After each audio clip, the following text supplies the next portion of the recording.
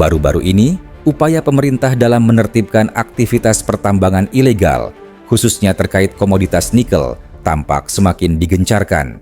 Serangkaian razia dan penggerebekan besar-besaran kembali dilakukan. Kali ini dipimpin langsung oleh Satuan Tugas Terpadu yang melibatkan berbagai unsur lintas kementerian dan lembaga, serta diperkuat oleh TNI. Dalam laporan terbaru, Satgas Terpadu berhasil menggagalkan penyelundupan bahan mineral strategis dari Bandara Khusus PT Indonesia Weda Bay Industrial Park atau IWIP di Weda Bay, Maluku Utara. Dalam operasi tersebut, pasukan gerak cepat Korps Pasgarlat TNI AU yang dikenal sebagai salah satu satuan elit menangkap seorang warga negara asing berinisial MY. Pelaku kedapatan membawa 5 pak serbuk nikel campuran dan 4 pak serbuk nikel murni saat hendak berangkat menggunakan penerbangan Super Airjet rute Weda Bay, Manado.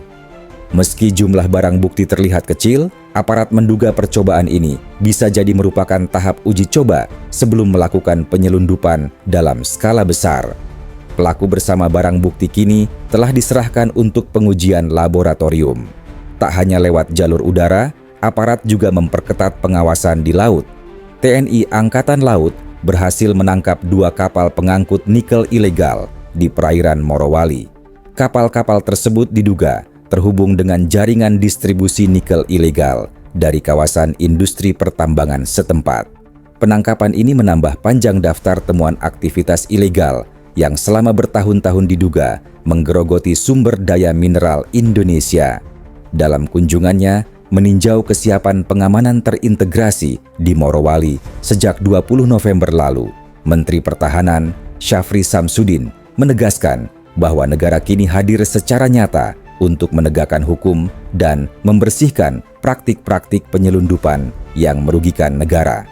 Keberhasilan Satgas Terpadu dalam beberapa pekan terakhir disebut sebagai bukti bahwa ruang gerak pelaku ilegal semakin sempit. Pemerintah menilai penguatan koordinasi antara TNI, Bea Cukai, Imigrasi, Polri, Karantina, BMKG, Airnav, hingga Afsek Bandara turut meningkatkan efektivitas pengawasan.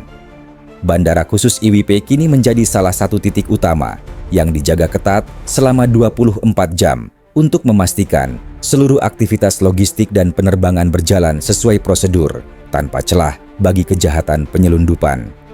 Pengungkapan kasus terbaru dari jalur udara Weda Bay ini sekaligus menegaskan bahwa penempatan perangkat negara di wilayah industri strategis terbukti efektif. Pemerintah berkomitmen memperkuat sistem pengamanan nasional, khususnya di titik-titik rawan penyelundupan komoditas penting seperti nikel. Dengan pengawasan yang semakin ketat, pemerintah berharap praktik-praktik ilegal yang selama ini merugikan negara dapat ditekan secara signifikan.